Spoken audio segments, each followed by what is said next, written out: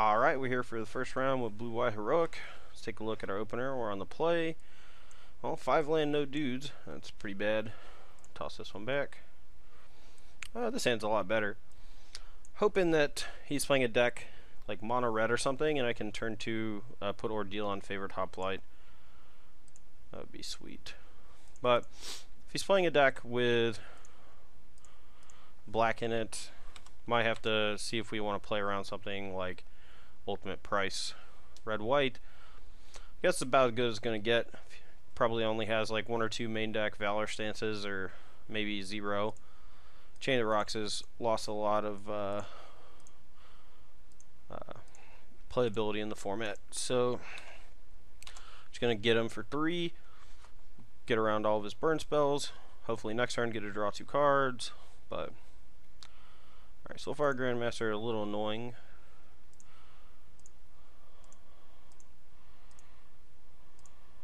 Alright, Treasure Cruise is a pretty sweet draw off that. Now we could Defiant Strike the favorite hoplite, but I think I'd rather try to use that to play around something like Wild Slash from him. So, and we could play Lagana and a guy. I think I'm just gonna play a Battlewise hoplite, and if he wants to like attack and trade, I'll just let the trade happen. If he tries to burn the Battlewise hoplite,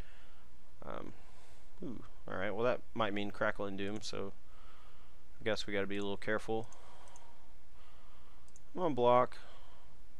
Crackle and Doom's gonna get our biggest guy. I think I'd rather just give him the potential to kill this guy and not Crackle and Doom this guy yet. So, and if he lets this resolve and then Crackle and Doom's Mardu Charm, he's targeting the wrong guy. He's targeting the wrong guy. Alright. Valor Stance, we'll put that one on bottom. Yeah, that was weird. Huh. Alright. Not gonna play around Mardu Charm, but I guess we will now. I don't really like Ordeal. He's probably a Stormbreath Dragon deck, so Valor Stance is a little worse, but he probably has Stormbreath and Thunderbreak Regent, so maybe Stance is okay. Does protect our guys still. Not quite sure how to board in this matchup. Usually in the banned versions I would just cite out Dramoka's command. I think we want to bring in Encase Nice, Treasure Cruise, maybe Disdainful Strokes. We can just play the control role, just kind of like counter and kill everything.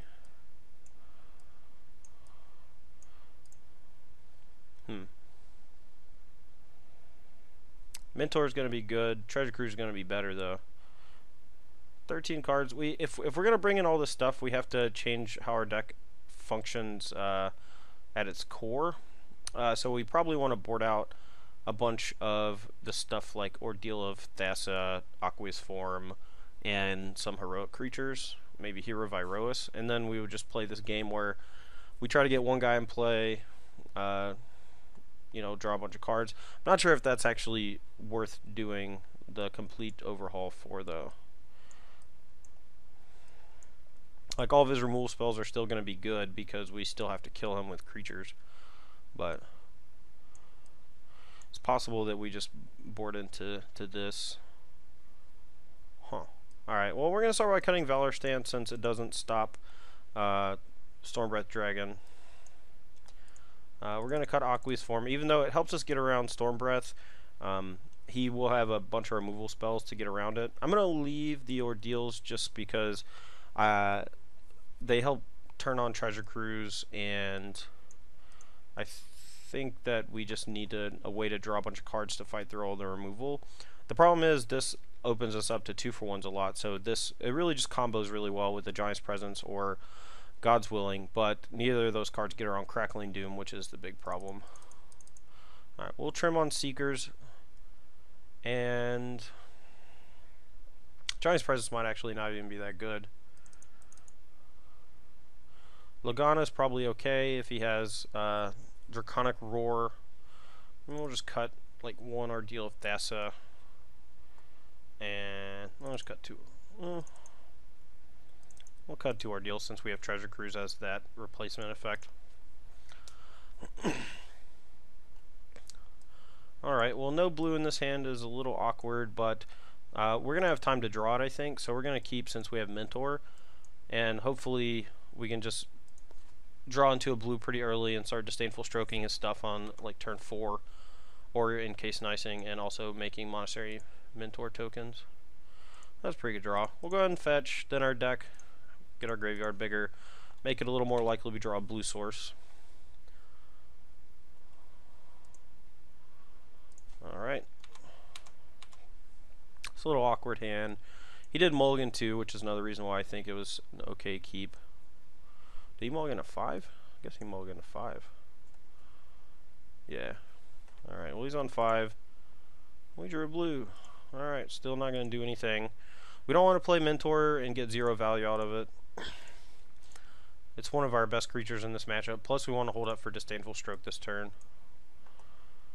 I suppose the goal here is to get Mentor into play and be able to cast Encased in Ice or Disdainful Stroke or Treasure Cruise all in the same turn.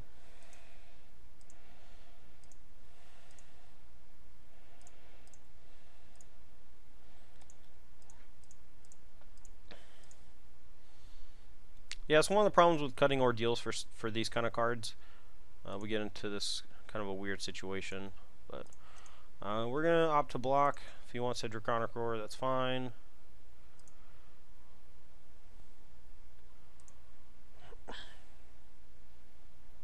We also don't really want to run into stuff, but looks like we're just going to get to use a Disdainful Stroke here, which is great for us. Basically, we want to use Disdainful Strokes on Thunderbreak Regent and Encased in Ice on Stormbreath Dragon. We don't want these at play because then we take damage for each of our things after that. So since we did draw a protection spell, he's basically forced into having to try to kill Mentor now instead of playing a creature, I think. So if he does that, we can try to protect it. If it's a Crackling Doom, we can just God's Willing up our favorite Hoplite to make it a little bit bigger and make a token.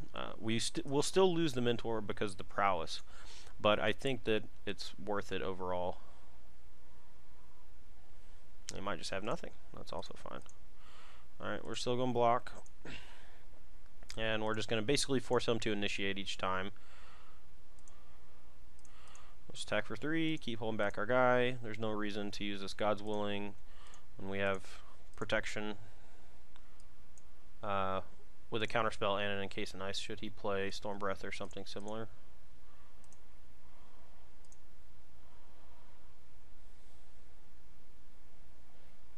Alright. We are going to just try to save our Monastery Mentor, I guess. Yeah, we're going to lose our other guys. But there's no guarantee that we are able to play, like, I guess, yeah, there's no way we could, like, play another spell here to pump them, so we have to save it over the other guys. Alright, Defiant Strike's a great draw there, off the top.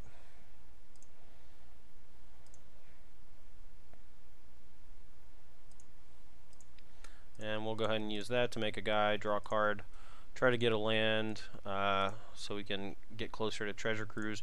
Now we can't actually cast Treasure Cruise here. I guess I will. It's better than waiting, I suppose. I mean, we're burying him in card advantage here. So we're going to end up with 6 cards in hand and a board where he's only got 3 cards in hand and no board. We even have the same number of lands. Now if he has a second Anger, now we have some stuff to rebuild with. I'll likely just play Stress Dancer face down, hold up Disdainful Stroke. Alright, Crux of Fate. That's fine too.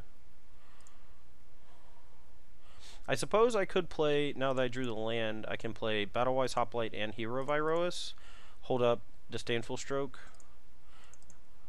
and next turn I can morph Stress Dancer.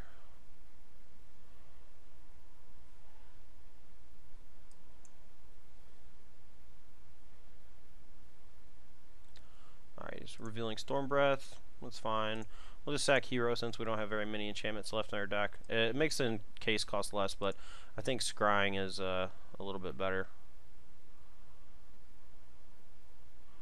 Alright, well, that's a little awkward. Really wish I had played the Stratus Dancer now. So, face down. We'll wait till next turn to Treasure Cruise, since we can counter just about everything he can play. If he plays Storm Breath, we'll just, I think we'll just encase it. Like, he might be able to Monstrous it and deal us some damage, but I think I'd rather save Disdainful Stroke for something else.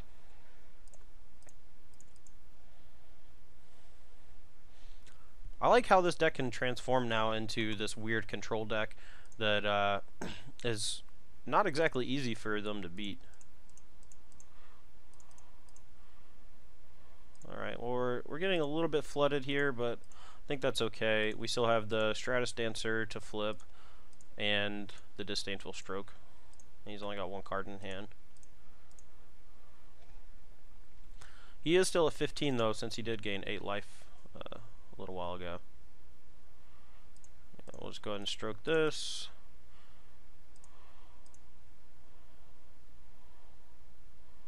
Alright, well that actually could be a little problematic since we don't have a way to actually kill it. And I think we have one land left to fetch. Alright, well, we get to negate his first thing with this. Oh, well, I'm completely fine with him doing that. I don't really need to counter that with Stratus Dancer.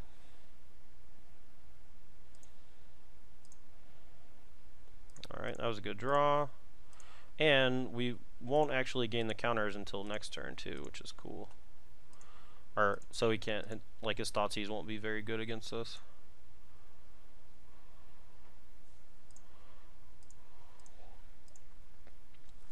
Suppose I could go ahead and crack this Flooded Strand at some point. Yeah, I could trade here, but I don't really want to just yet. I'd rather at least spend one turn protecting my favorite Hoplite. Alright, so we're just going to attack with both. Draw some cards.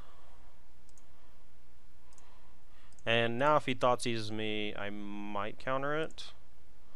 We don't have a land to give it. He might not know that, so we're going to put the Flooded Strand to play over the Confluence since he knows about it. Yeah, the Thoughtseize off the top. He drew pretty well for a mulligan to 5. Drew a lot of gas. I guess if it's a little harder to morph into the control deck in this matchup because none of our removal spells deal with Soulfire Grandmaster. Like Valor Stance doesn't do anything to it. We can't counter it with Disdainful Stroke. We basically just have to erase it, which is pretty difficult if he has a bunch of Crackling Dooms and Draconic Roars. So anyway, that was the first round. Hopefully we can keep it up in the next 3. We'll see you soon.